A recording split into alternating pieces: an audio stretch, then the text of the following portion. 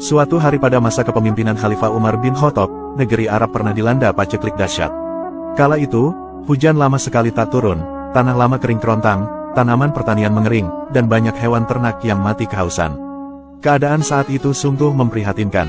Sudah menjadi kebiasaan bahwa hampir tiap malam, Khalifah Umar selalu melakukan perjalanan secara diam-diam. Ia masuk keluar perkampungan untuk mengetahui keadaan rakyatnya.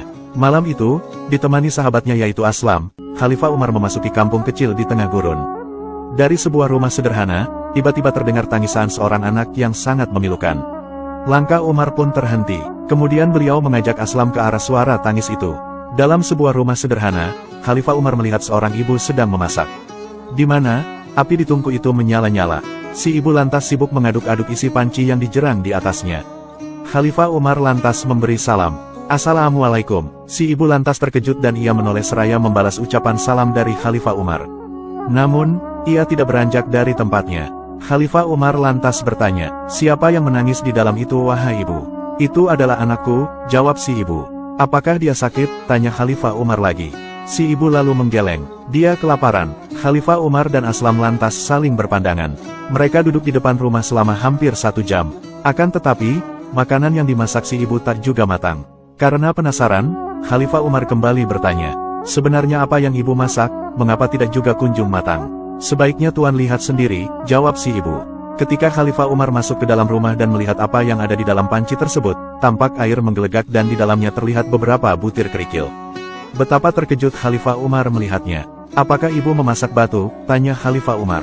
Si ibu mengangguk sembari berkata, "Aku adalah seorang janda. Hari ini aku tak punya makanan yang dapat dimakan oleh anakku. Maka aku menyuruhnya untuk berpuasa. Tadinya, aku berharap menjelang puasa akan mendapat rezeki, ternyata tidak. Terpaksa aku berpura-pura memasak untuk menghibur anakku. Kukumpulkan kerikil lalu aku rebus dalam panci. Aku minta ia tidur sambil menunggu makanan itu matang. Tetapi, sebentar-bentar ia terbangun dan menangis karena perutnya lapar. Selain itu, ibu tersebut bahkan sempat mengumpat kesal terhadap sang pemimpin pada masa itu yang mana ia adalah Umar bin Khattab sendiri. Ibu itu berkata, celakalah Amirul Mukminin Umar bin Khattab itu.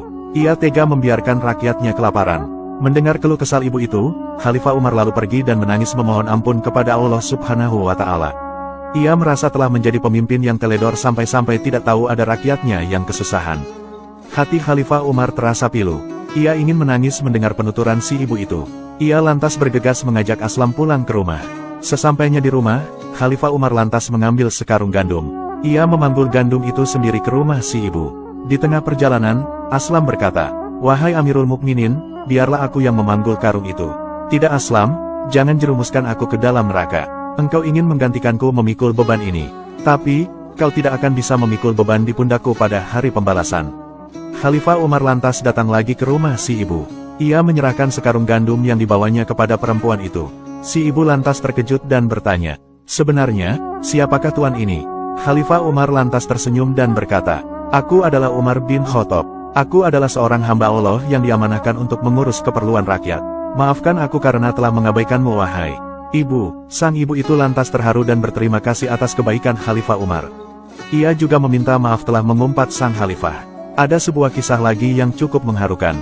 Pada suatu hari, ada seorang wanita dituduh berzina dan kemudian dihadapkan kepada Khalifah Umar.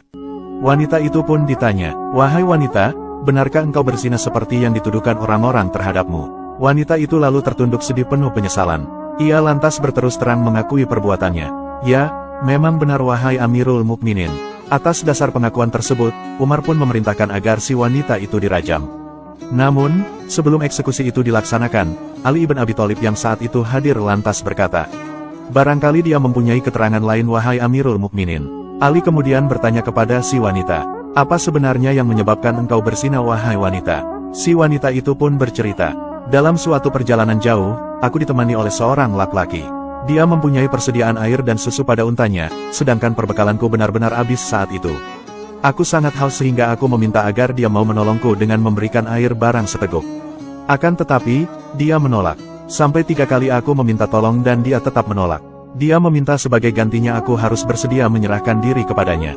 Pada mulanya, aku dengan keras menolak permintaannya, akan tetapi setelah aku merasa hampir mati kehausan, terpaksa aku berikan apa yang dia inginkan. Setelah itu, barulah dia mau memberikan air kepadaku. Mendengar keterangan tersebut, Ali pun mengucapkan takbir lalu membaca firman Allah. Tetapi barang siapa yang terpaksa, bukan karena menginginkannya dan tidak melampaui batas, maka tidak ada dosa baginya. Sungguh, Allah Maha Pengampun lagi Maha Penyayang. Ali kemudian menoleh kepada Umar seraya berkata, "Wahai Amirul Mukminin, aku berpendapat hendaknya engkau membebaskan wanita ini dari hukuman had." Akhirnya, Umar pun menerima pendapat Ali dan wanita tersebut dibebaskan dari hukuman. Selain kisah itu, ada kisah lainnya yang juga cukup menarik. Dahulu setelah turunnya wahyu tentang perintah hijrah ke Madinah, Rasulullah menyuruh para sahabat di Makkah untuk segera berhijrah ke Madinah untuk bergabung dengan kaum Ansor yang sudah menunggu mereka di sana. Beliau memperingati mereka agar meninggalkan Makkah dengan hati-hati, tidak bergerombolan serta menyelinap di malam maupun siang hari. Hal ini dimaksudkan agar jangan sampai diketahui oleh kaum musyrikin Quraisy sehingga mereka akan bergerak untuk menghadang di perjalanan. Para sahabat sangat mengerti apa yang dimaksudkan oleh Rasul, mereka kemudian berhijrah dengan diam-diam meninggalkan kota Makkah tanpa sepengetahuan penduduknya. Namun, lain halnya dengan Umar bin Khattab, dalam sebuah riwayat dikatakan, bahwa sesaat sebelum berangkat hijrah, Umar membawa pedang dan menyelempangkan busur dengan menggenggam anak panah di tangan dan sebatang tongkat komando. Lalu menuju ke Ka'bah di saat orang-orang Quraisy tengah berkumpul di sana. Dia melakukan tawaf di Ka'bah 7 kali, kemudian menuju ke makom Ibrahim untuk melaksanakan ibadah sholat. Setelah itu, setiap perkumpulan orang banyak didatanginya satu persatu seraya berkata, "Wajah-wajah celaka, Allah menistakan orang-orang ini. Aku akan berhijrah ke Madinah untuk melaksanakan perintah Rasulullah. Barang siapa yang ingin diratapi oleh ibunya, ingin anaknya menjadi yatim atau istrinya menjadi janda, silahkan datang menemuiku di balik lembah ini." Tidak ada seorang pun dari mereka yang berani menjawab tantangan ini. Akhirnya, Umar hijrah ke Madinah tanpa ada ancaman atau dihalang-halangi oleh kaum musyrikin Quraisy. Bahkan, di belakangnya juga ikut berhijrah beberapa kaum muslimin yang lemah.